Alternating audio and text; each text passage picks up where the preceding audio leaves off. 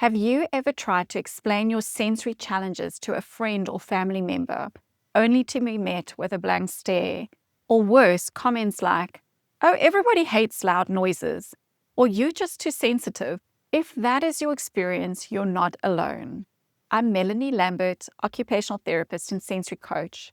I help individuals prevent sensory overload and find calm in a world that often feels too loud, too bright, or too much.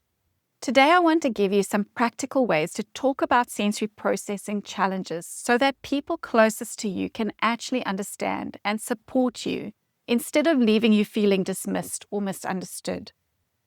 Firstly, start with simple language.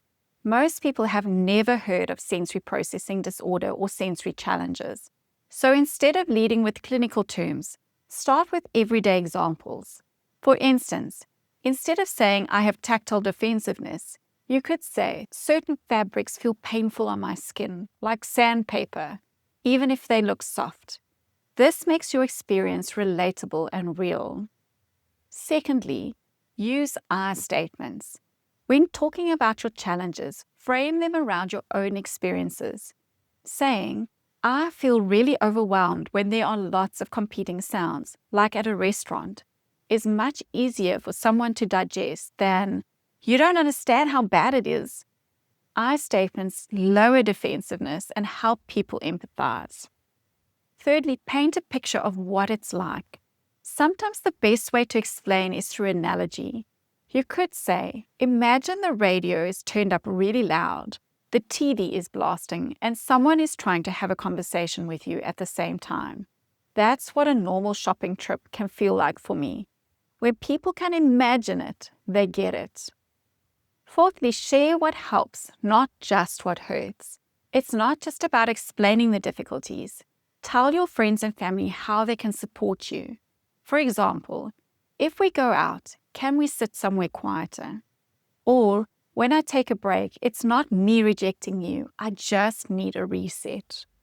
This shifts the conversation from problems to solutions, which makes others more willing to help. Fifthly, remind them it's real, even if invisible. You might need to gently remind people that just because sensory challenges are invisible doesn't mean they aren't real.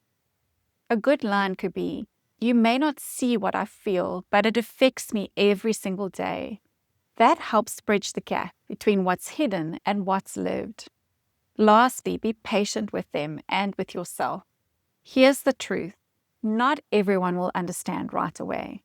It may take repeated conversations, and that's okay. Sometimes the people closest to us need the most time to adjust. But every time you speak up, you're planting seeds of understanding.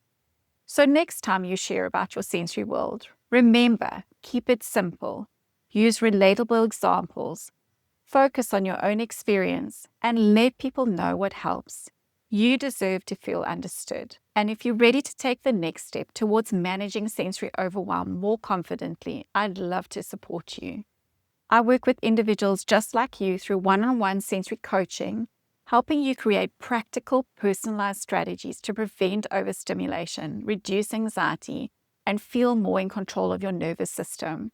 You can book a free discovery call at melanielambert.com. I'll link that in the description. If this video has encouraged you, hit like, share it with someone who needs to hear this, and let me know in the comments, what's one thing you wish your friends and family understood about your sensory challenges? Your story could help someone else today.